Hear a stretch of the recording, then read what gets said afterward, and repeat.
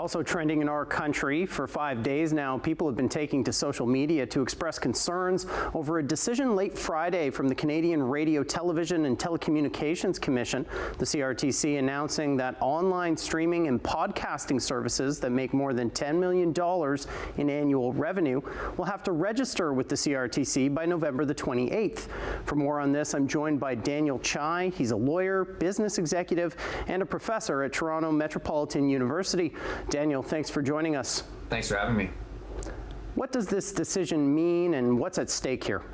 Well, this is a function of the Bill C-811, which regulates the online platforms and online news. And what's going to result from this is a form of regulation, making social media platforms regulable like broadcasters. And the problem with that is it does set things up for potential censorship. Lots of upset from people online who are worried about censorship. You think that's possible? Yeah, so here's the thing. You know, in the broadcasting world, the CRTC serves a function of ensuring that public standards are met. Well, why are they doing this with podcasting? And this is the thing about podcasting. It's about democracy. It's about hearing different opinions. It's about the free flow of the internet.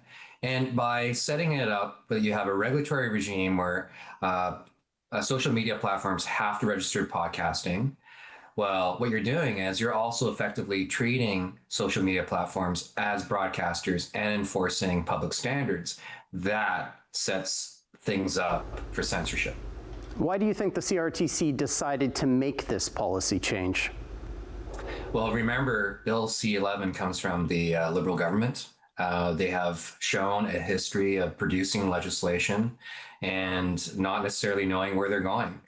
We saw this in the fight with Meta, where they didn't expect that there would be an outright ban on online news. So this is the issue here, is we're seeing that the government is using the CRTC to enforce its legislation and to come up with these regulations, but we don't actually know where they're going to go with this. And that serves a frightening prospect for those of us that believe in free speech. Where could they go with this? What's the worry? Well, this is the thing. Do we really want governments and the CRTC to be regulating what people say and how they say it?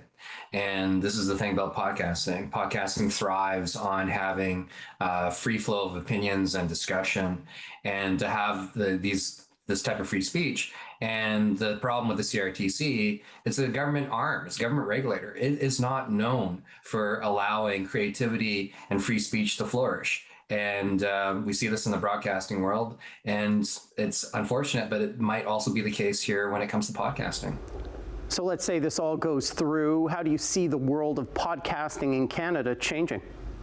What I see happening is that the social media platforms like YouTube, X, and Meta are going to have to recognize that they are also acting as sort of the agents or police people for the CRTC. We see this with broadcasting. Anyone that's on TV or on radio knows someone's watching and that there are standards at play here. And so that, unfortunately, is a prospect that we could possibly see with this intervention by the CRTC requiring podcasting services to be effectively treated like broadcasters. That's Daniel Chai. He's a lawyer, business executive, and a professor at Toronto Metropolitan University. Daniel, thanks for speaking with us. Thank you.